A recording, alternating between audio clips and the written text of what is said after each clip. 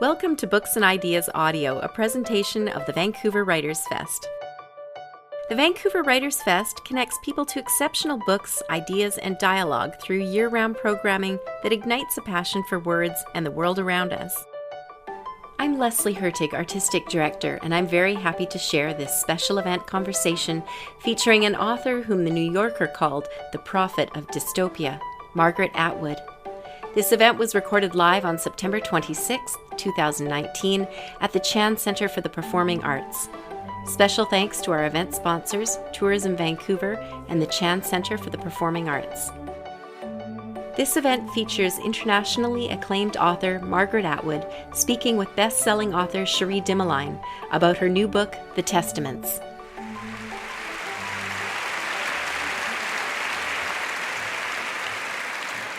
Thank you so much. When I was preparing for tonight, I polled some great interviewers that I know, and the resounding feedback, and I'm going to paraphrase here, amounted to, Margaret doesn't suffer fools gladly, so don't be a fool. And then I see last night they had a brilliant writer in Portland who also has a background as a war correspondent interviewing her. So needless to say, I am very excited but also nervous. I haven't really eaten solid food in about 26 hours, but I did have a couple of Red Bulls backstage, so it will be a very sedate conversation. And just remember, we're in this together now. I met Margaret Atwood at her 75th birthday party in Toronto. It was an intimate, small affair held in a giant ballroom downtown, put on by the Writers' Trust. It had a big screen video message of the who's who of literature worldwide, a full elementary school concerto band. Now, there was no recorders, thank God, just sort of ukuleles, and a giant cake, all of which Atwood recorded on her phone, presumably for Twitter. And when I was invited, I decided that I wanted to bring a small gift. So I asked my daughter Wednesday to bead something. We're Métis and Anishinaabe, beadwork is very important to us. So I reached out and I said, I really want you to bead something for this fantastic woman that we're honoring. And she said, okay, well, I need to know a bit about her so that I can come up with a proper design. I want to create something for her specifically. And so I explained she was famous, like bigger than J.K. Rowling famous, like Jesus famous, that she had great hair, and that she took on the patriarchy like no one else. And I left it at that. Looking back, I fully expected that I should have ended up handing Margaret a brooch with a raised middle finger, or maybe hair ties for some Samson-esque mane of hair. But the day I was leaving for the event, my daughter handed me a box with earrings in it. And they were intricate beadwork around 2 round dark stones. And I was relieved. And I said, they're beautiful. How did you come up with this design? And she told me, well, I mean, you didn't give me much to go on in terms of design elements. So I just used her birthday. Margaret is born under Nabagizis Nokomis, which for us is the storytelling moon. And it's the time of year when we come together to do ceremony for story, to tell stories, to celebrate stories, to build stories. And she said, I just wanted to give her the moon. And don't we all? Margaret Atwood, whose work has been published in more than 45 countries, is the author of more than 50 books of fiction, poetry, critical essays, and graphic novels. In addition to The Handmaid's Tale, now an award-winning TV series, her novels include Cat's Eye, shortlisted for the 1989 Booker Prize, Alias Grace, which won the Giller Prize in Canada and the Premio Mondello in Italy, The Blind Assassin, winner of the 2000 Booker Prize, the Mad Adam trilogy, The Heart Goes Last, and Hagseed. She is the recipient of numerous awards, including the Peace Prize of the German Book Trade, the Franz Kafka International Literary Prize, the Penn Center USA Lifetime Achievement Award, and the Los Angeles Times Innovator Award. In 2019, she was made a member of the Order of the Companions of Honor for Services to Literature. Her new book, The Testaments, has sold more print copies in the first week than any other Canadian novel in history. Yes.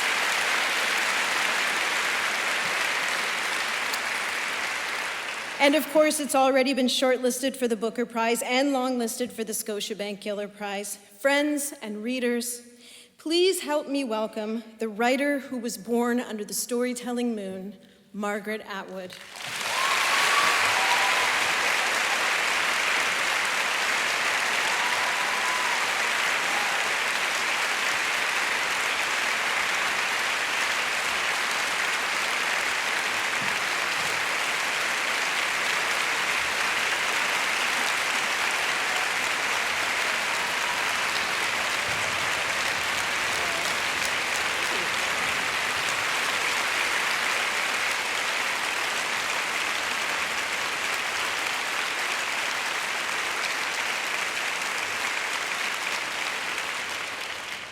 Thank you very much. You've finally told me something good about my birthday. Because I was always quite disappointed in it. I was a cake decorator as a young person, and there isn't much you can put on for a November birthday except sort of dead leaves.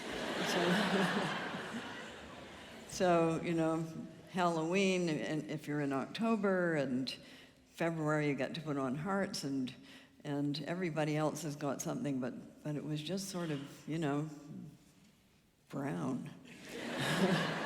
It's dead. But this is great. I'm very happy to hear that, and I will always be very pleased with it. So thank you very much. That was wonderful, and it's lovely to be back in Vancouver, where I spent an instructive year teaching at UBC in 1964-5, when the Hotel Vancouver was the largest building in the city.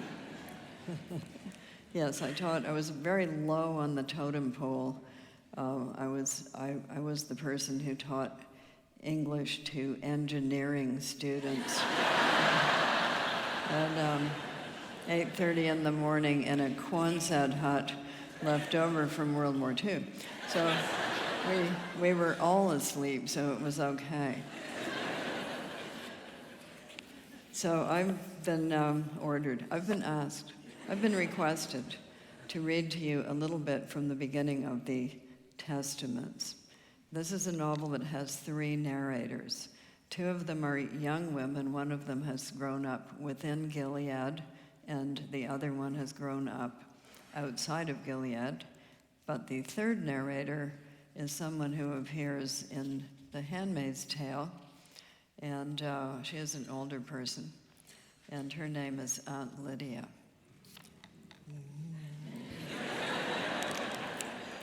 And she begins the book. Only dead people are allowed to have statues, but I have been given one while still alive. Already I am petrified. This statue was a small token of appreciation for my many contributions, said the citation, which was read out by Aunt Vidala. She'd been assigned the task by our superiors and was far from appreciative. I thanked her with as much modesty as I could summon, then pulled the rope that released the cloth drape shrouding me. It billowed to the ground, and there I stood. We don't do cheering here at Ardua Hall, but there was some discreet clapping. I inclined my head in a nod. My statue was larger than life, as statues tend to be, and chose me as younger, slimmer, and in better shape than I've been for some time. I am standing straight, shoulders back, my lips curved into a firm but benevolent smile. My eyes are fixed on some cosmic point of reference understood to represent my idealism, my unflinching commitment to duty, my determination to move forward despite all obstacles.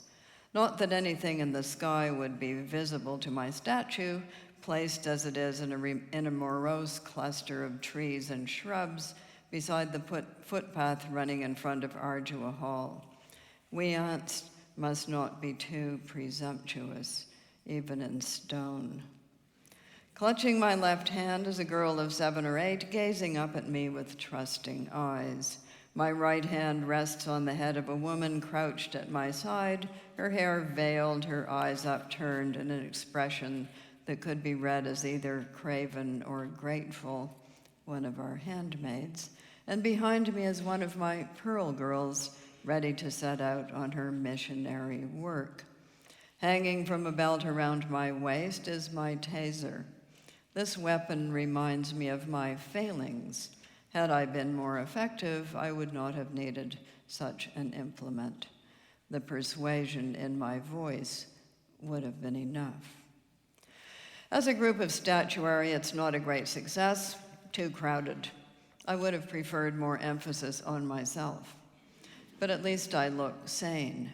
It could well have been otherwise, as the elderly sculptress, a true believer since deceased, had a tendency to confer bulging eyes on her subjects as a sign of their pious fervor.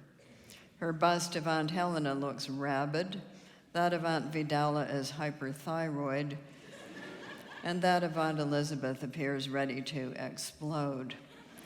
At the unveiling, the sculptress was nervous. Was her rendition of me sufficiently flattering? Did I approve of it? Would I be seen to approve? I toyed with the idea of frowning as the sheet came off, but thought better of it. I am not without compassion. Very lifelike, I said. That was 9 years ago. Since then, my statue has weathered. Pigeons have decorated me. Moss has sprouted in my damper crevices. Votaries have taken to leaving offerings at my feet, eggs for fertility, oranges to suggest the fullness of pregnancy, croissant to reference the moon. I ignore the breadstuffs.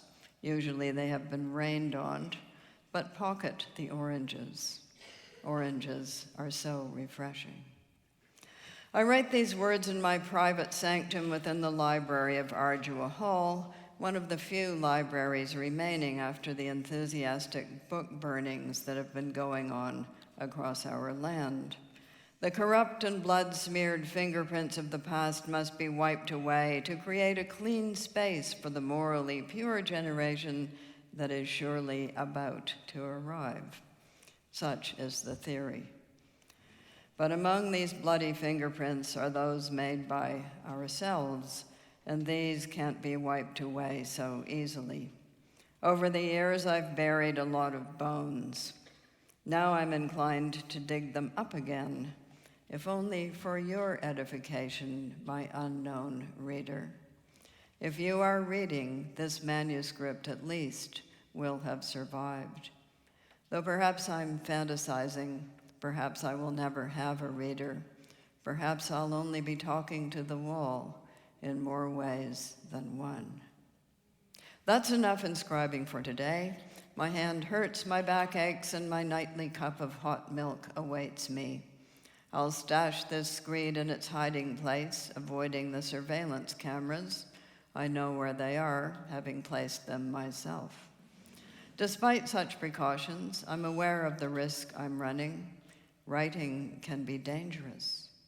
What betrayals and then what denunciations might lie in store for me? There are several within Ardua Hall who would love to get their hands on these pages. Wait, I counsel them silently. It will get worse.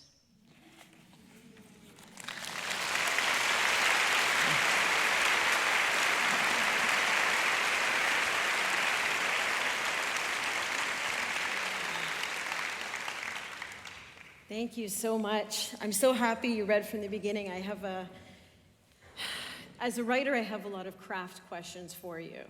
And I'm sure that's selfish, but hopefully it will be interesting for everyone.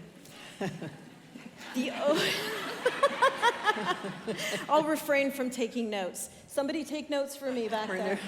We're not going to do the semicolons versus the colons. Oh, no. No. I'm still unsure on that, but we leave it for the editors. I personally horse trade with them and say, I'll give you 1 comma here if you'll give me the semicolon over here. Period. I love it. I'm going to do that now, and I will, of course, say Margaret Atwood said that this is how it's done, because they'll listen to you. The opening of the Testaments is one of my favorite openings of all times. It's so perfect, and I am already petrified. It just sums up the tone.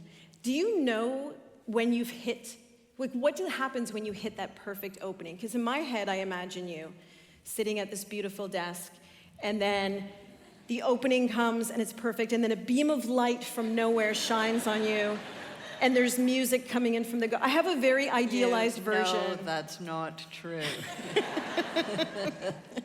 Yes, no, I write the same way everybody else does. Mm-hmm.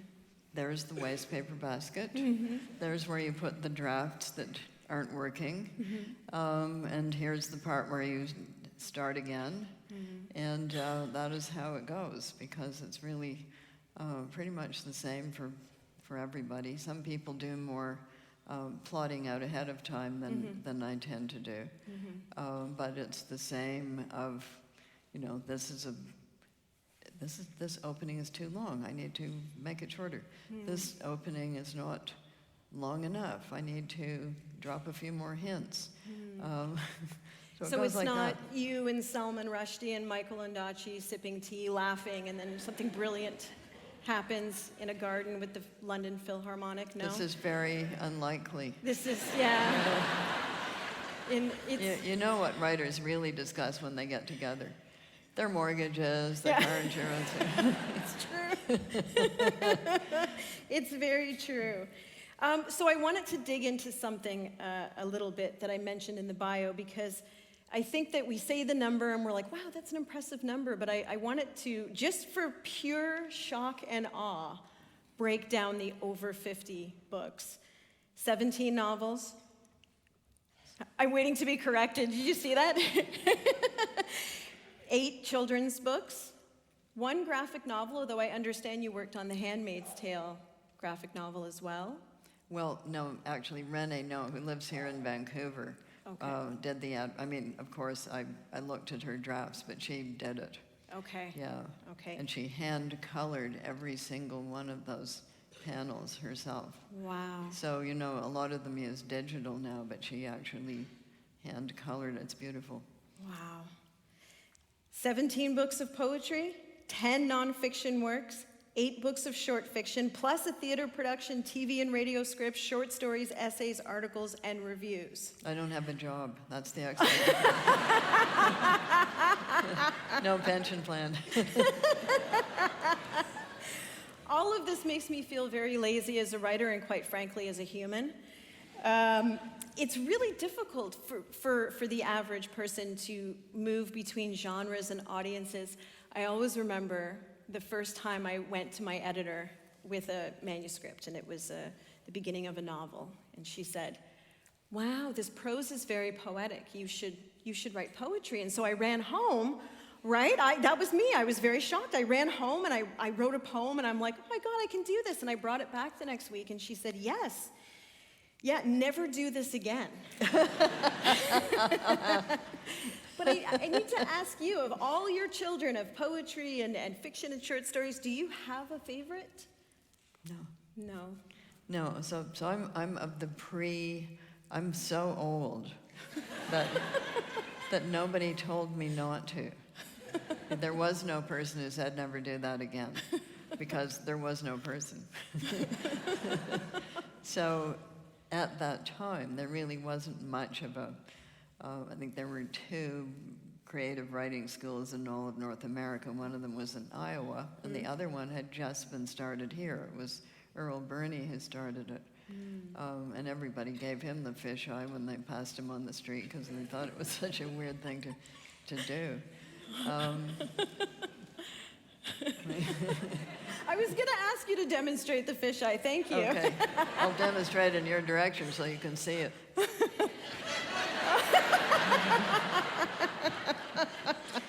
Yeah. So I just didn't have any formal training. And nobody at that time thought you needed any. You just plunged in and read a lot of books. I guess that's anybody who is a writer has started out as a reader.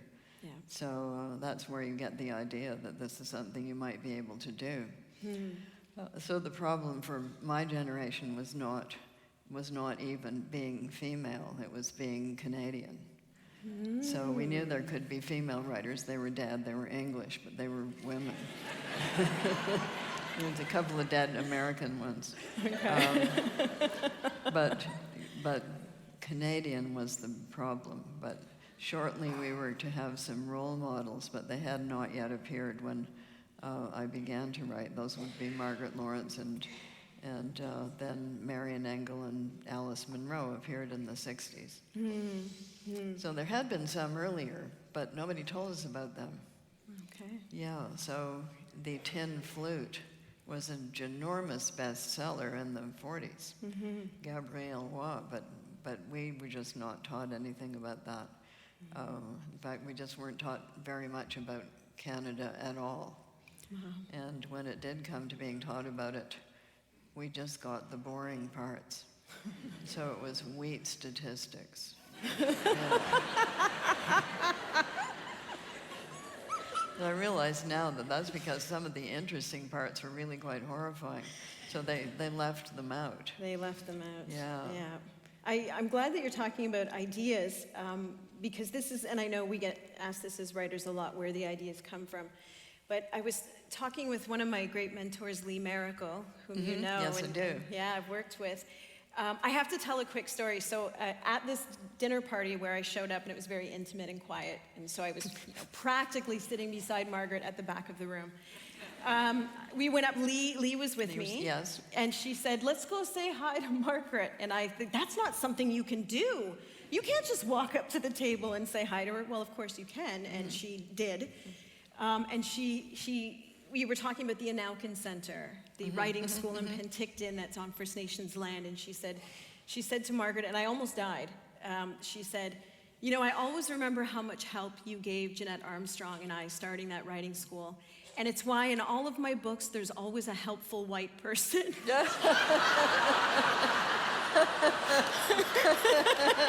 To show that they exist. Yeah. You are an inspiration for whites everywhere. So I'm the magic white person. Well, good. Yeah, well, that was a good initiative that they did, and it's really quite flourishing now. It is. It's very flourishing. Yeah, it's expanded beyond just writing. Absolutely. It's Thetis is now the oldest Indigenous publishing house, and it came out of the Anaukin Center. So it's absolutely. And Maria Campbell has done a lot of work with them. But Lee told me this once. She said, coming up with story is not difficult. We live in a constant storm of story where everything that our ancestors are whispering to us spins around us at all times.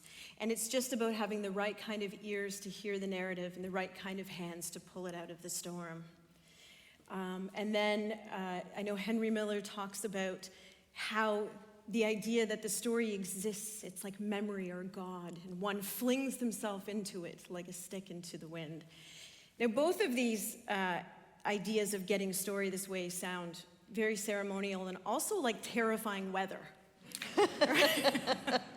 How do you get story? Do you go out and hunt for it? Is it inspiration that comes to you? Is it contemplative? You do just get them. Yeah. You do get them, but then you have to decide whether this is the one that you should be telling now. Right. And sometimes you start with one and it just doesn't work out. It's not the right one for you to be doing at this time. Yeah. Yeah. So it is like that, but then there's the other part, and the only book I ever recommend to writers is a book called The Gift. It's by Lewis Hyde. It's not about writing. It's about gift exchange versus commercial economies and how they are different. And he says, and he started writing it because he was a poet. And he thought to himself, I'm a poet, I do all this work, why am I so poor? And then he got the idea that gifts exist in a different economy. So when you're in a society like ours that measures things by money a lot, you lose sight of that. But any real artistic endeavor begins in the gift economy. You say a person is gifted. Who has given them that gift? Where did that gift come from? When you say they're inspired, what does that mean? So they work in the gift economy, which has rules that are different from that of commercial exchange. Give you an example. You come and buy an automobile from me. I give you the automobile, you give me the money, that's it. I may never see you again. But if I give you an automobile, that's a different thing. The very least you do in exchange is say thank you.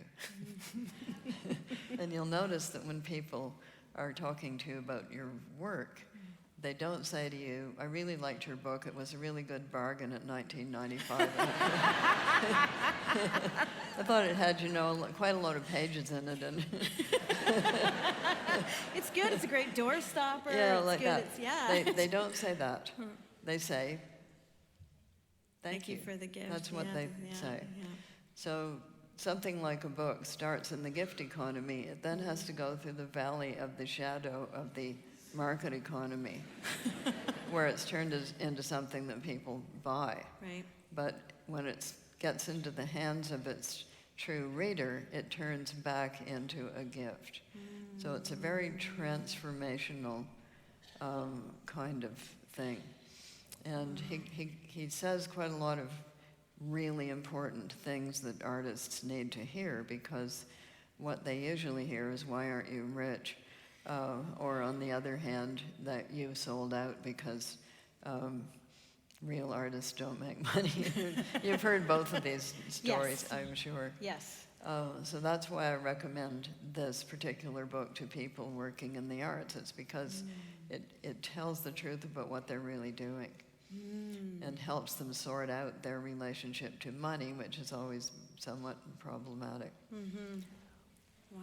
I hear that often, things like, why are you still sleeping on my couch? Go and get a job. What? My mom. Oh, your mom. Yeah. Do you? Yeah. But you're not sleeping on her couch right now. I'm not sleeping on her couch. No. No. I sold out, and so I can afford rent on a house. Good for you. Yeah. So when I said I was going to be a writer, my mother said helpfully, if you're going to be a writer, you should learn to spell. Because I was quite a bad speller. Like a lot of writers, I spell by ear. And I said, 17-year-old me said, others will do that for me. and they do. And then they do. I just read this, somebody said, Margaret Atwood is always the farthest ahead in the room. She already knows what's going to happen. And you just proved that we would have spell check, and somebody would do that for us. Well, before we had spell check, we had editors. We had editors, right? Sorry to the editors. And we still have editors. Hooray, because spell check is sometimes wrong. That is true, especially when you're Canadian. Especially. Yes. Especially, yes. So as an Indigenous writer, a lot of my stories come from family and community. I was raised, my grandmother was a story keeper for our community because we were relocated 3 times. And so I was given the idea that home was in a story. It's where you carried home was in stories, and so we had to learn them exact. And I understand that your own ancestors and your own history are quite important to you, and I wanted to talk about it because I love this quote. In a CBC interview, I have lots of quotes in these questions, but they're all by you. So you can fact check them. In CBC, you said, I have a personal connection because some of my ancestors were creepy 17th century Puritan New Englanders. That's true. Quaker hanging New Englanders, yeah, they were. And that is true. I love that. And you also have in your ancestral Facebook, Half-Hanged Mary. Yeah. Can you tell us about her? I know that The Handmaid's Tale is partially dedicated to Half-Hanged Mary, to Mary Webster. Yes, so Mary Webster. So Mary Webster was accused of being a witch before the Salem thing really got going. If it had really got going, she probably wouldn't have made out quite so well. And even as it was a very close-run thing. So she was accused of being a witch. What was her thing she was supposed to have done? She was supposed to have made an old man very valetudinarius. Old. She was supposed to have made an old man old. You know, we all, it's one of my own tricks. I do this all the time. So they dragged her off to Boston and put her on trial, and she got off. She was acquitted. But the townspeople in her hometown were not pleased with this, and when she got back, they strung her up anyway. And it wasn't, they had not yet invented the drop that breaks your neck, so they just kind of, you know, hauled her up like a flag. And she dangled around up there all night. And when they came to cut down the body, she was still alive. So imagine their surprise. Imagine her surprise. So I used to say at one point, if you're going to stick your neck out, it helps to have somebody in the family background with a tough neck. So we aren't entirely sure about whether she is a genetic ancestor or not, because we don't know whether she had any children. And on Mondays, my grandmother would say she was, and on Wednesday she would change her mind and say she wasn't. So she went back and forth on that. But I think it's quite an amazing story. She lived another 14 years. Wow. I expect people felt maybe they shouldn't mess with her after that little episode. So do the stories of your ancestors, do they play out in your own storytelling? A bit. Okay. Yeah, my mother was a great storyteller. And I think it's partly a Nova Scotia thing as well, that people have these memories that go fairly far back. Yeah. So they were all quite interested in those kinds of stories. I think the further west you go, so in Nova Scotia, everybody says, who is your mother, who is your father, who is your grandmother, who is your grandfather, and you're supposed to keep going until you find out that you're related to that person. That's like dating on the reserve. Yeah, right. We have to ask. Okay. Well, you don't want to end up marrying her unbeknownst to you. Unbeknownst to yourself. And so it is in the Testaments. That's why the aunts are allowed to read and write. They have to keep track of whose children are actually his. You can see mistakes might be made. So, yes, they liked telling quite frequently hilarious stories. And I did name a character in my book after my aunt by marriage, Aunt Ada, who was the first female hunting and fishing guide in Nova Scotia, according to her, but she was quite adept. And she used to, in her later years, she was very fond of her bird feeder, and she didn't like the mice and squirrels getting into it, so she used to pot them from behind her kitchen door with her 22.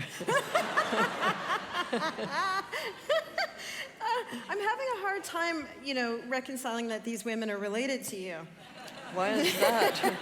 Why is that? Oh, no. You know I grew up in the woods. I did know that. Yeah, but I was a bad shot. Were you? Yeah, I was a bad shot because unbeknownst to everybody, including myself, I was nearsighted.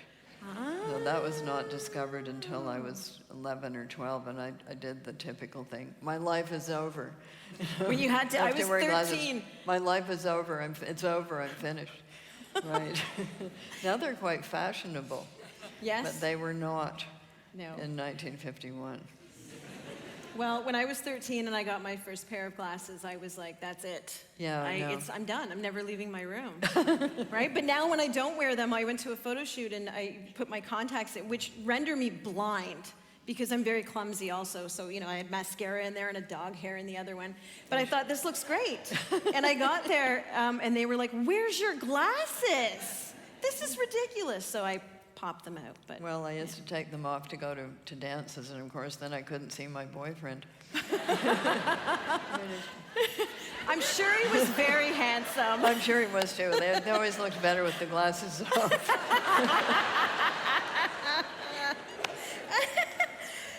So I wanted to add, I know you've talked about this a lot, and I know some But of the you questions. probably weren't in the early age of contact lenses when they were hard. My mother was. The glass, when they were like Yeah, they literally would fall glass. off into your mashed potatoes, and then you were really, then you were really in trouble. Like, I remember my mother getting ready to take her contacts out, and this is like no word of a lie, right? She'd pull out the case, like, and then like open it, and there was like this bottle and that bottle and these tweezers and a pill that you had She to had put tweezers? in there. She had she was fancy. Ooh, She I had missed tweezers. out on something. Yeah. So yeah, no, that was mine were a little later. And now I have the disposable ones, where you just, I love them. right? But I horrify people because I'll be on a plane and I'll be like, I'm done with these contacts, and I'll literally peel them off my eyes and sort of drop them. And people are like, what just happened? This woman just pulled a part of her eye off. But it's fine. They're fine. They get over it. Well, they're on a plane. They can't get off. Where are they going to go?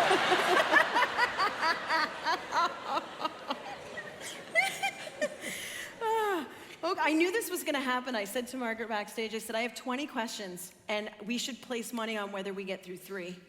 Okay, we'll stop talking about the contacts. For now. For now. For now. Yes. Okay, But it's going to work into the Governor General's award. Yes. Yeah. Absolutely. So, why don't I just do that right now?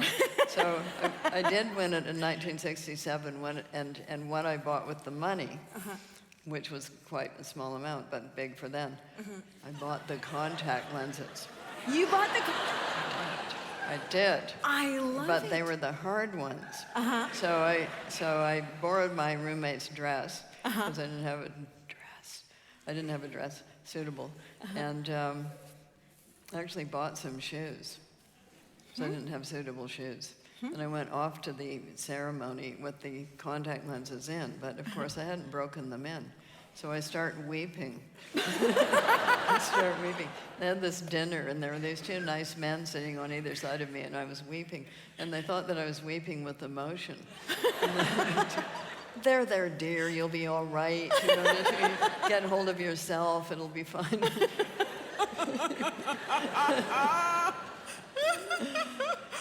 I didn't know how to take them out without a mirror yet, so That's right. The first chance I got, I ran into the washroom.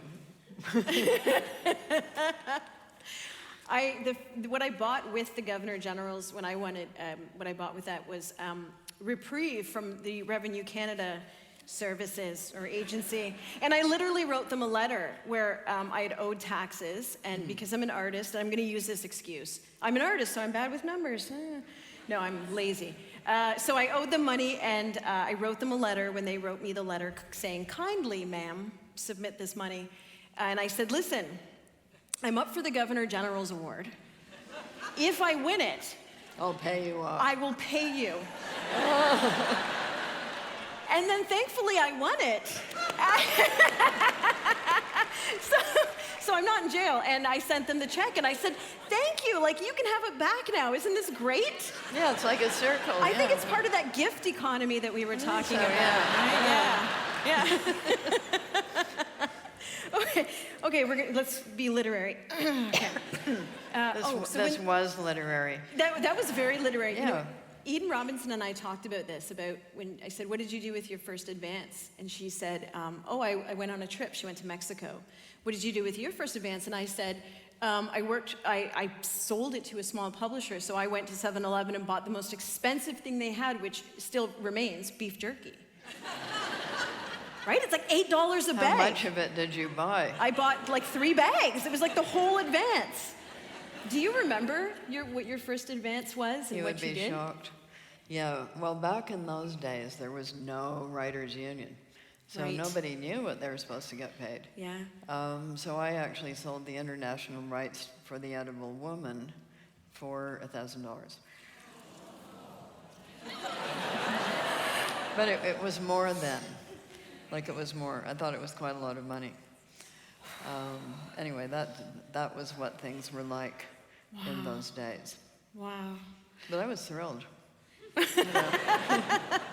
You could have bought a lot of beef jerky with that, actually. I could. Yeah. I think I bought a lot of, what did I buy a lot of? I think I probably bought, okay, so this is the days of mini skirts and long coats. Okay. Okay, so, Okay. so I did end up with one of those velvet dresses. Remember those velvet sort of mini skirt? No, you don't, because you're too young. And then you wore the long coat over it. Oh, okay. Woo, woo. I think, you know what? We should have called each other before because we could have brought that back tonight. The mini skirts and the long We could have done coats. that. We Yeah. could, next time. Next time we'll do it. Let's do it. I'm not doing the mini skirt anymore, though. Oh, okay. No, but I'll do the long coat. Okay. Okay. Wait, so that means I have to wear the mini skirt and you wear the long coat? We'll just No. link arms. We come Well, as a you pair. can handle it. Come on. So when The Handmaid's Tale was first published, there was still this discussion happening about genre, you know, Was and yeah, about, you know, is it dystopian? Is it science fiction? What is this? And we, you know, this conversation continued for a long time. Do you think we're finally over that? Do we? I hope so. I do too. Because this was not a conversation that was going on in my youthful reading period, Yeah. because it was just books. Yeah. And there were good books and books you wanted to read, and then other books that you... They made you read Well, in school. Yeah, Yeah. that's true. Then there were other books that you read when you were babysitting, and you could read you could read trashier books than you might find in your own house. But I just read anything that was there. Yeah. And I think the genre thing got going through having to decide where to put the books in the bookstore. Yeah. Yeah, so they started classifying them. And I think publishers also had the idea that you put certain kinds of covers on certain kinds of books, and then other kinds of covers on other kinds of books. And I don't know where the idea came from that, quotes, literary fiction was more serious than other kinds of books. Yeah, And there's no real cleavage on literary fiction covers, which is a shame, I think. they tend to go in for parts of women, or at least they had a vogue of parts of women. But that replaced the floral period. Oh, yes. Yes, the floral period was when publishers thought women read a lot of novels. Women like flowers. Let's put flowers on all the novels, whether they have any flowers in them or not. But I think we're through that. Yeah. We talk a lot, just as a community, and I know you've talked about this, as writing being an act of hope or optimism. There's no question. Right. It And then is. I read about this fantastic project that you're a part of, which is the Future Library Project. Can you tell us a bit about that? I will be happy to tell you Thank about you. it. So it is the brainchild of a conceptual artist from Scotland called Katie Patterson. And Katie Patterson works in slow time. A lot of her projects have to do with slow time. So she somehow got in contact with the library people from Norway who are going to building a new library in Oslo. And she and the slow time people talked them into the following project. There's going to be a future Library of Norway room in the new library. A forest has been planted in Norway starting in 2014, and it will grow for 100 years. In each year of that 100 years, a different writer from around the world in many different languages will submit a secret manuscript, only 2 copies, to the Future Library of Norway. And nobody will have read it. And you're not allowed to say what it is. You can say the title and your name, that's it. And it can be anything made of words, no pictures. You can't just bung your photo album in there. So anything made of words, so one word, a poem, a letter, a novel, a short story, a play, a diary entry, it can be anything. So they knew things and therefore asked me first. So I think one of the things they knew was that a lot of writers would have said, don't be stupid, I'm not going to write because this forest will grow for 100 years, and in the 100th year, the boxes will all be opened. And enough trees will be cut from the forest to make the paper to print the Future Library of Norway anthology. Wow. So some people would not wish to write anything that would not be published for 100 years. But then there were other people who used to bury things in the backyard in jars. This is a little surprise for somebody digging it up later. And I was one of those people. So they asked me first, and I said yes. And I added in specify archival paper, because if you don't, these 2 manuscripts, when the people open the box, they're just going to be little shreds. So that's what it is, and I think we're now in year 5. And over I went the first year with my little box. I put a little blue ribbon on it, and I thought, okay, I'm going to go into Norway, and they're going to say at customs and immigration, they're going to say, what's in that box? And I'm going to have to say, I'm not allowed to tell you. And that'll be it for me. End of story. But that didn't happen.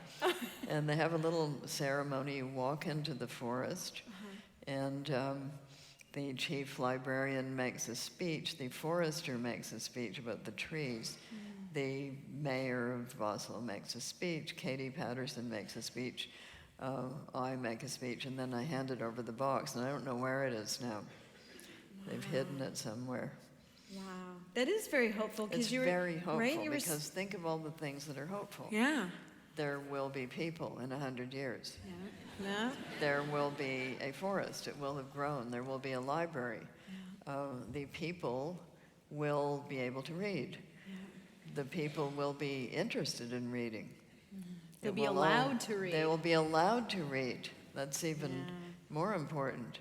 So it was a very hopeful project, and it got a lot of attention at the launch, and it continues on. So they've had and for small languages, they put a dictionary in, just in case the language goes extinct in the 100 years. And just to make sure, they're going to put a printing press in that room too, in case there aren't any printing presses. So they really thought of everything. Wow. But people were very cheered up by this project. Yeah. I'm just imagining you in a long coat now, because that's how you're going to exist in my head now, with Salman Rushdie in a garden with the Philharmonic playing. But he's not wearing a long coat. He's not wearing a long coat. No, he can't pull it off. He doesn't have the clean lines. So I imagine you... I'm not going to repeat that. I have to tell you, so I was this is a story that I like to tell because it makes me sound glamorous, even though it wasn't that much. So I was in Peru, and I was at a party with Salman Rushdie. That's where the story starts.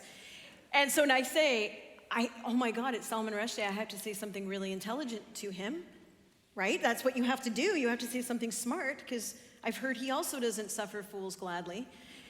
So he walks over, because I'm drinking with his girlfriend, which is not a good start. And he comes over, and his lovely companion introduces us. And that week, I had the #1 book in Canada. It was before you decided to write another book. So thanks. Sorry. And so she introduces me as like the best-selling author Canada, which was exciting for that week, because that's how he got to know me. And I'm like, say something smart, Cherie, say something smart. And he says, who's your publisher? And I say, Penguin Random House. And he goes, oh, that's my publisher also. And then I say to Salman Rushdie, twinsies!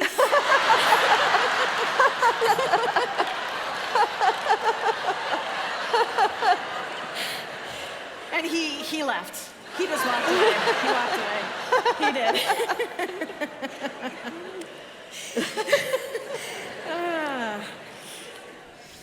So let's talk about The Handmaid's Tale for a few minutes before we jump into the Testaments, because we are just burning through this hour. This is ridiculous. Okay, let's go. Okay, let's do it. We're going to earn our money here. Because I was telling Margaret also that I understand that sales have been really lagging, so we were really going to push the book tonight. Yeah, thanks. We're going to get there. Thanks for the help. No worries. I got you. I got you. So in 2017, in a New York Times article, you explained, one of my rules was that I would not put any events into the book that has not already happened in what James Joyce called, and I love this, the nightmare of history. Nor any technology not already available. God is in the details, they say, so is the devil. And I had much the same outlook when I wrote The Marrow Thieves. It was just, this apocalyptic story where residential schools reopened. It was the worst thing that I could imagine, but it had already happened. Why did you make that decision to have those parameters? So that nobody would say to me, you were a very twisted, screwed up person to make up all this shit. So I would be able to reply, it wasn't me, it was the human race. and nobody's got clean hands. Sorry about that. So yeah, it's chapter and verse. Everything has its reference. I took all of these things, I assembled them in a place that has that nowadays feels rather how shall we put this, virtuous. Feels rather virtuous as a liberal, open, democratic, educational location, namely Cambridge, Massachusetts. And I set the, for instance, the Secret Service of Gilead is located in the Widener Library, and all of the buildings are real, and Harvard was not initially pleased by this. They didn't like it that I'd hung these bodies on the Harvard wall. They're snobs. Well, they've come around. They've come around. I don't know how they're going to feel about this book because I've utilized yet other buildings within Harvard Yard. So there are going to be some horrified undergraduates who realize they're living in Ardua Hall. So I located it there partly because I was just tired of people saying it can't happen here, or thinking that there are any places that are exempt. Given the circumstances, anything can happen anywhere if the circumstances are bad enough. So I assembled it there, and I then reminded people that this was once not an open, democratic, etc. Right. It was a Puritan theocracy. Yeah. And Harvard started as a divinity school.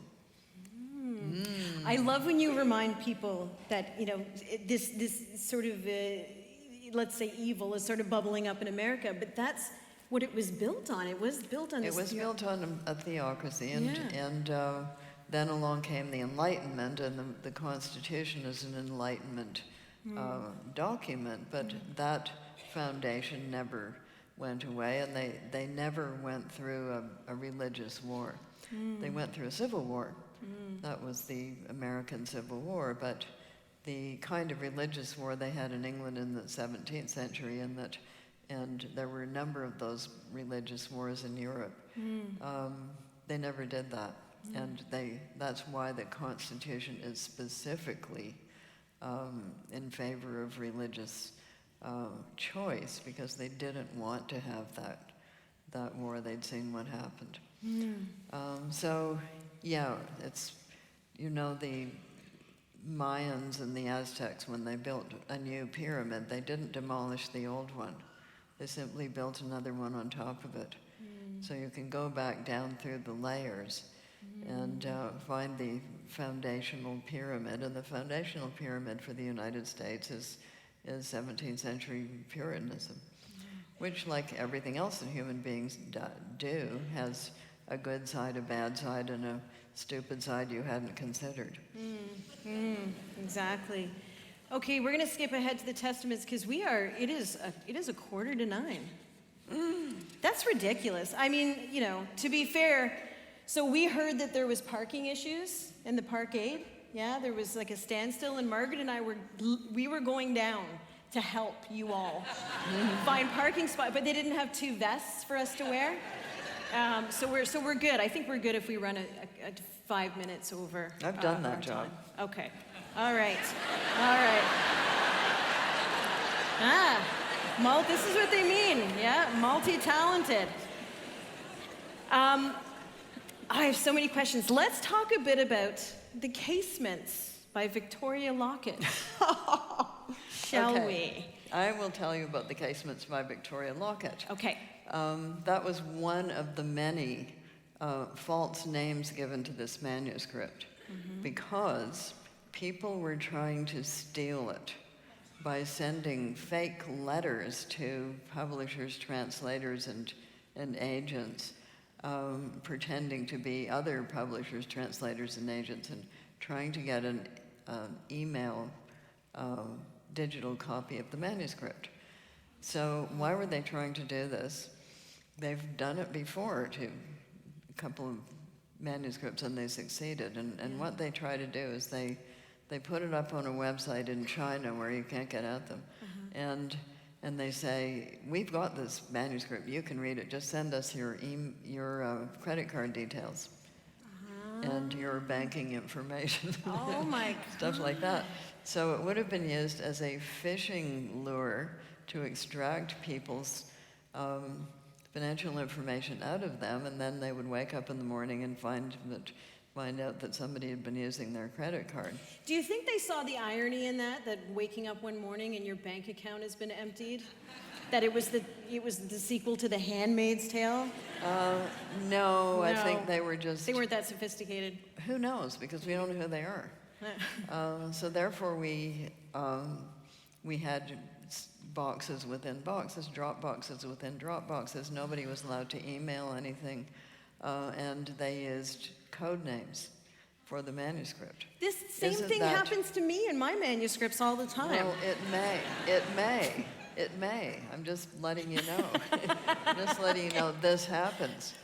Wow. And who knew about that? So that's why it was also cloak and dagger, and they didn't send out advance copies, and they didn't do this, and they didn't do that. Yeah. And up until the very last minute, we did not know. And then, of course, we had this interesting moment with Amazon's buy button going down. It wasn't just my book where they sent books out earlier, it was a number of them. Wow. And then I had a lot of people saying, what are you going to do to punish Amazon? What are you going to do to punish? Wait a minute, I'm not in retail. Yeah, but they didn't do it on purpose. No. No, it was their faultless, flawless system had screwed up. Yeah. When I heard about this sort of covert operations happening, I really pictured like Jared Bland and Martha Kenya Forrester over at Penguin Random House meeting in like trench coats in Hyde Park with carrier pigeons delivering editing notes. They just about did, yeah.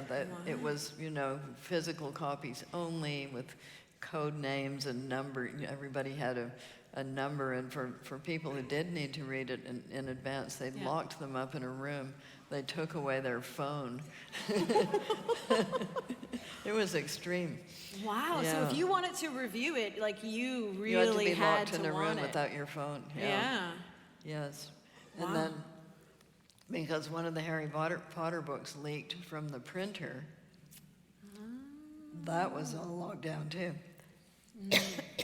Okay.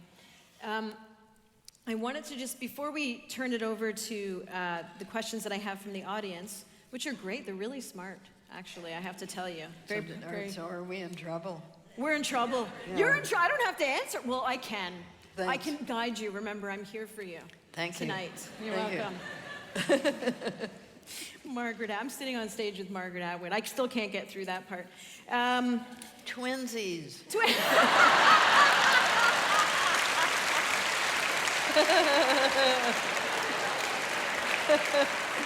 Yeah, she said to me before we went on, I'm so glad that we're both the same height. I said, Yeah, they're like, you might I have to thought I move was them. taller than you. Yeah. You might have to move the microphone. We looked at each other. We're good. Like all 5'2" together. So I wanted to, just because we've been very serious through this whole conversation, I want to make mention here of what could be the greatest article on literature that I've ever read. And I wish we really could have it up on the screen because it is quite just very serious and wonderful. You're about to take the piss out of me, aren't you? Oh, maybe. It's like you figured me out. So it is, of course, the September 9th Huffington Post editorial titled, Margaret Atwood wears bewitching hair extensions in Sunday Times style photo shoot. And was that fun or what? Oh, I loved it. Listen, I don't know if anyone's shown you this, but somebody photoshopped Michael Ondaatje's face onto that. If you've seen these photos, they're beautiful. So it's like, it's Margaret, and she's like, basically holding this like feather, but it looks like a wand, and your hair is just gorgeous, and this beautiful outfit. I've got those hair extensions in a bag in my cellar. Yes, Why didn't you wear them? Well, because I don't know how to put them in. They Next were put time. in by this large, bald, tattooed Scottish person called Malcolm. Oh. Yeah. Well, next time we're flying Malcolm over for I that. think so. Yeah. I would like Malcolm to come and live at my house. Yeah, I think he sounds like it would be a good idea. But so somebody had, I think it was Gary Barwin, who wrote, of course, Yiddish for Pirates, who had photoshopped Michael Ondaatje's face onto yours, and it was sent, I believe it was through, I'll send you the link. Oh, I have a question to ask you. So if I follow you on Twitter, will you follow me back? Now, keep in mind, this could get awkward because I already follow you. I would be very happy to follow you. Oh, good. Then I'll send you the Ondaatje Atwood meld. Okay. It's like, I don't want it. It's a deal. Yes, I could probably get it without your intervention.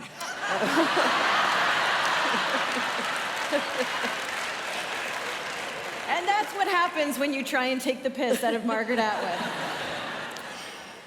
So, in the article, let's get back to this article where I have the upper hand. So, it says, and yes, if you were wondering, Atwood is wearing hair extensions. She confirmed that to the Wall Street Journal. They didn't even ask. I volunteered that information. I would.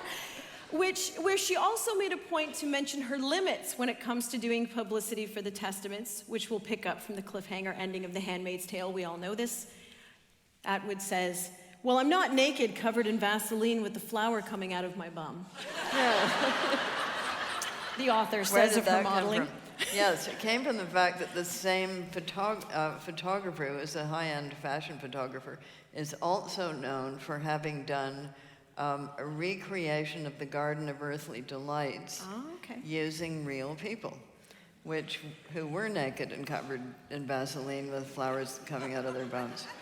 Okay, okay. But that was your line. You were like, no, not this week. Not this week, no, Yeah. but we did look at his photo shoot of that in preparation for doing the photo shoot. This is one of my other works.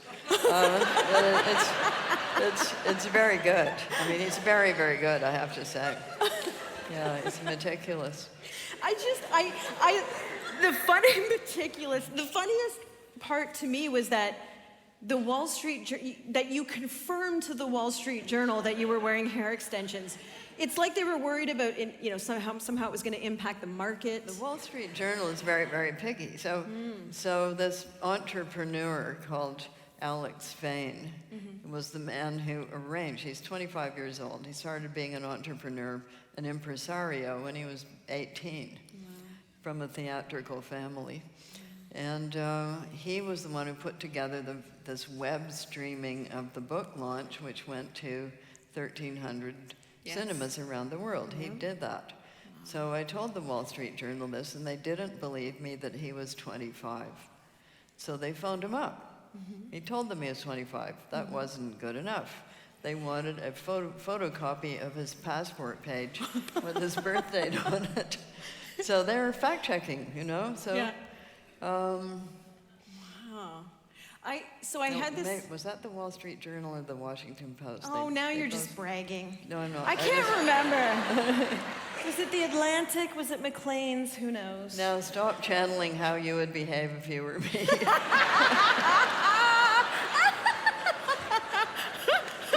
Well, there's a trade-off for that. You'd have to be almost 80, so I'm just saying it's not worth it.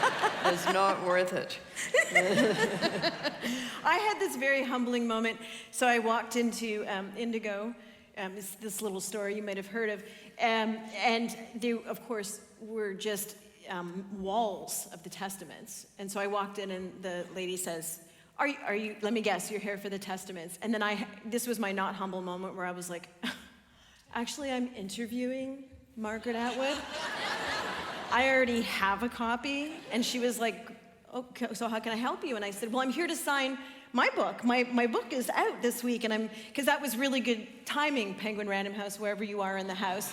Thank you for releasing my book at the same time as this woman's. I've got your back. I'll tweet it. Oh, yes! I'm gonna be a bestseller! Oh, whew, I'm done. I'm out of here. That was all I wanted. And so she said to me, okay, which one is your book? And I said, it's Empire of Wild. And she said, great, I'll call up. And so she calls for it and then turns to me and says, before you sign it, can I see a piece of picture ID, please? And I was like, listen, first of all, it's in the back of the book. It's me. I promise you, I'm not vandalizing it. And then I said, do you ask Margaret Atwood that? And then she laughed hysterically. And I very sheepishly signed my books and left. Good for you. Well, Al Purdy is to go into bookstores and sign my books. It was Al's fault. That's why I get ID'd at Indigo. I think so, yeah. God. Yeah, he would sign his name in them, but... I'm getting the signal. Am I getting the signal that we need to do, audience questions? Is that what's going on? What are you pointing at? Sorry. You have an image? What is the image? Where is it? Yes, Queen! Yes, Queen! That's not the one with the hair extensions. No. No, you need the other one, the one on the inside. Yeah. Did you get to keep the clothes? No, dear. Oh. The thing is that if I put those clothes on, I wouldn't be able to walk. Some of them are quite heavy. Okay, we're enough of us. That was very serious. We're going to turn to the audience questions. So I have 7 of them here. We'll try and get through as many as we can. The one that several audience members wanted to know is, why did you feel the need to return to Gilead after so many years? Well, because for a long time, it looked as if we were moving away from Gilead. And then we turned around and started moving back towards it. Not only in the United States, but in other countries in the world. And therefore, I felt that, what you want when you write a book like The Handmaid's Tale is that it shall become obsolete. That it shall be viewed as an artifact of the past because everybody has moved beyond that, and you're not in danger of doing it again anytime soon. But that isn't what happened. So then I felt I would like to revisit it, and I also would like to know, because we know from the Handmaid's Tale that Gilead ended, but we didn't know how. So how these regimes crumble has always been of interest to me. While you're crumbling them, right? While I'm crumbling what? Well, I have this, so my answer to that is I had this image of you where, because again, I have an idealized view of you and your entire life, where there was this moment where things started going badly, not to blame anyone, Americans, but, things were going bad, and you sort of were kind of like, you know what, did they learn nothing? Hold my beer, and just kind of, just got right into it, right? And the question, and I'm so happy the audience asked this, because I had a question along similar lines, which I know as a writer, when you're trying to push through a publicity tour, the last thing you want to be asked is what you're doing next. And I fully pictured you like with me in a headlock backstage after I asked it, but they asked, and they're brilliant, so I'm gonna be the voice for them. All right. Is there going to be a book 3? We do not know the answer to that. I don't know the answer to it. I can't quite imagine what that would be. So, and anyway, the clock is ticking. Oh my God. Oh, that reminds me. Oh, damn it, we ran out of time, but we need to talk about composting corpses at some point. Anytime. Yes. Don't you wish you were coming to dinner with us?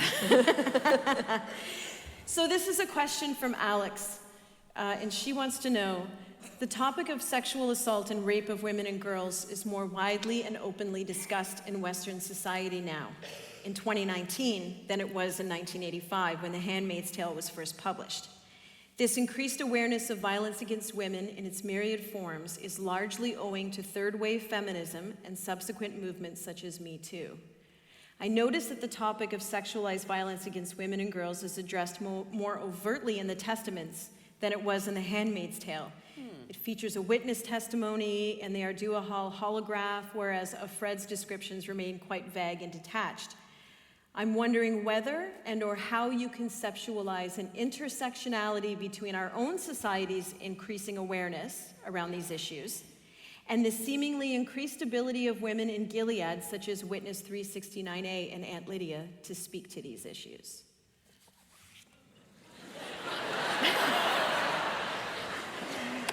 Alex was really showing off there. It was like, I have 6 degrees and you're going to hear them all. Yeah, well, this is not a news story. So you want to read about sexual violence against women, I offer you the Trojan War. You know, this has been a motif in human society for a long time. So not a news story. And people tend to forget what kinds of things were discussed when, or they maybe don't know. Because if you're quite young, nothing has happened before you were born. Has it? Yeah. Yeah. I have a 13-year-old. That's very true. She yeah, lives well, by that. You can remember what it was like yourself when you were, you know, that was old people stuff. You didn't want to know about that. You were very much in the moment, and now was now. So one of the things that I worked on a little bit earlier was Marilyn French's extremely thorough and inclusive history of women. It's called From Eve to Dawn. It was very long. She had trouble getting it published for that reason. Also, it was the 90s when people didn't want to hear about this stuff. But it's meticulously researched, and we did get it published by dividing it up into 3 volumes. So if you want to use it as a reference work, get the 3-volume set. There was a shortened version that also came out, but don't get that one, get the full thing. And chapter and verse, chapter and verse, chapter and verse. So it's true that we've had another wave of discussing it, and it's been in the newspapers a lot, I think partly because high-profile men have been involved, so it was celebrity news in a way. So that's true, but I don't know what the rest of the question actually means. I'm not an academic. I don't teach in a university.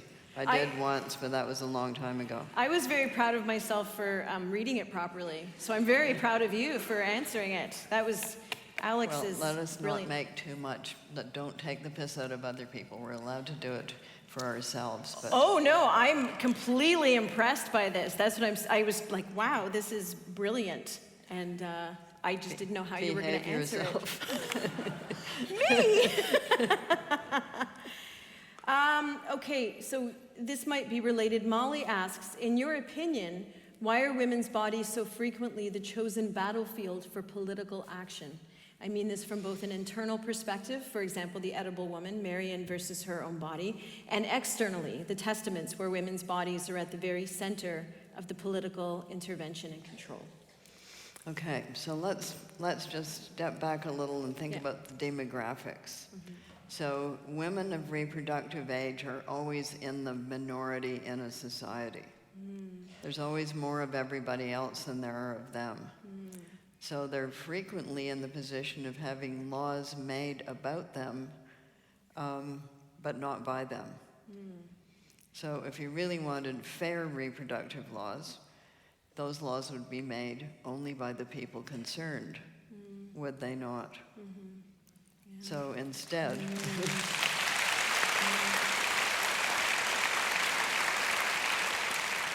so there's also always a lot of attempt to control that section of the population and ownership of it. And why is that? Because this is where the future is going to come from. It's those people. So who is going to own them? And it goes back and forth. You can look at it in history. Napoleon banned abortion because he wanted more cannon fodder.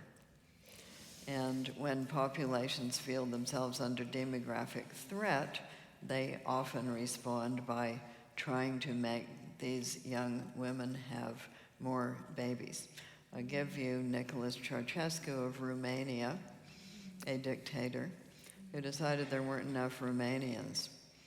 And his law was that every woman of reproductive age had to have 4 children. She had to have a pregnancy test every month, and if she wasn't pregnant, why not? So that didn't work out very well in the end, either for them or for him.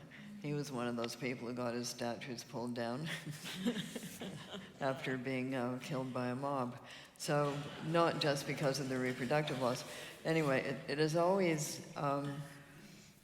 it's always a matter of great anxiety to societies how young women behave. So I think that is one of the focuses of the anxiety.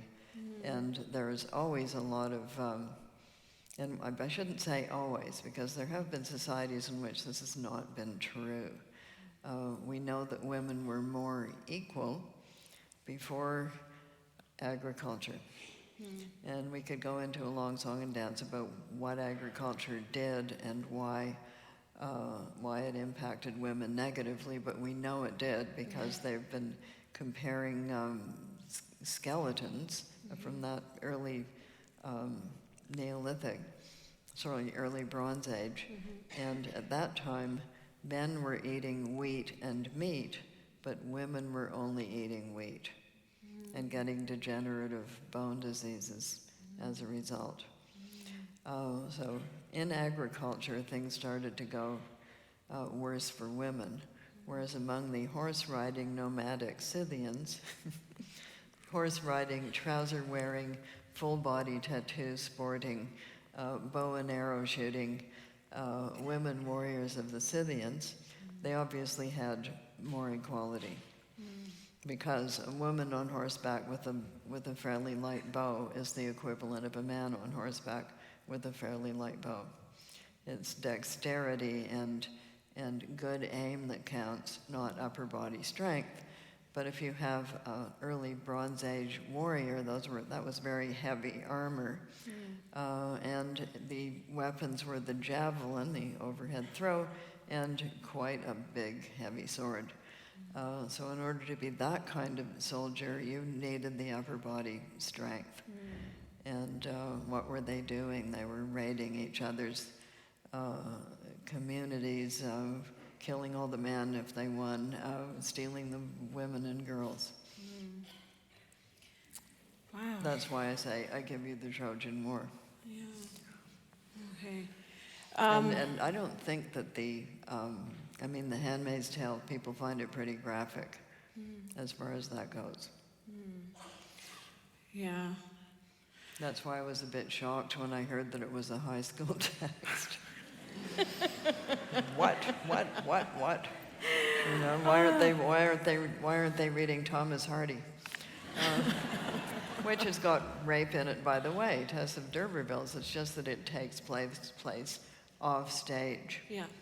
Yeah. So there's a lot of that in Victorian literature. It's just that the actual activities take place in the wings. Okay. We'll have one more question. Let's see, which one are we going to pick? I still just want to talk about composting corpses, but there's other smart questions to ask. You can read about that on the internet. Recompose is the name of the company. Okay, I'm doing it. Has everyone got that? And it's just south of you in Seattle that they're doing it. Okay. So let's go to... It's very green. Oh, that's the question I want to ask. So we know you do a lot of work for the environment. And so I wanted to ask you, if you could ask all of us here tonight to do one thing each, or collectively, we can work together, but if we could all do one thing that would help the earth, that would move us forward in a good way, what would you ask of us? How about voting?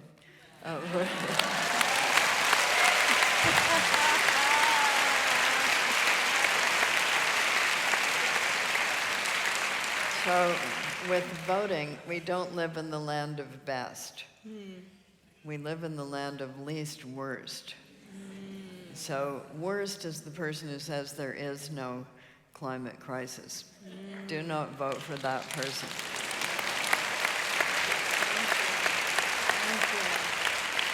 Next up is the person who says there is one, but we didn't do it and there's nothing we can do about it. Don't vote for that one either. Next one up, yes, there is one, and yes, it has something to do with human activity, and here's my crappy plan that won't work. I'm shocked that you write dystopia. Yes, well, Oryx and Craig, as you'll recall, Craig does his crakery because people have not paid attention. And so he's making a better human being that will not have a polluting effect. So there you are. And so the least worst is the person who has the least crappy plan, but at least they have a plan. A plan, yes, the least crappy plan. Least crappy plan, and who could actually win in your riding. Yeah. Okay. So that is the only sane thing to do. So the other thing, and you will like this, is I agree with David Suzuki that Indigenous people are land stewards and land keepers, and that they know their own territory and what is going on in it. And in the north of Quebec, which is where I grew up, that is what the local First Nation is very concerned with. It's water issues and land issues. Yeah.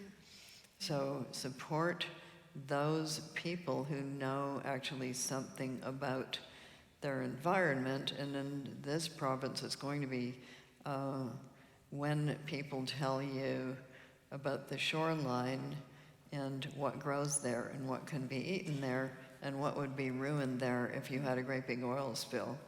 Maybe you could listen to them. Thank you. Thank you for that.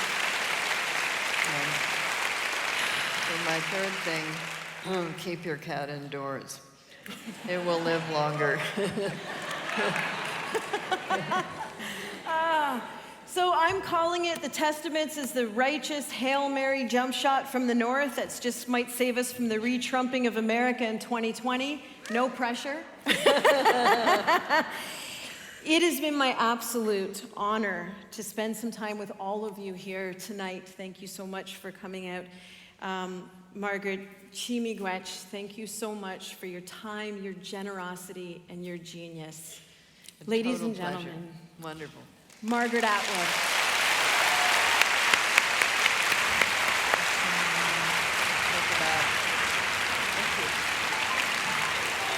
Thank you. Thank you. You've been listening to Books and Ideas Audio, a presentation of the Vancouver Writers Fest.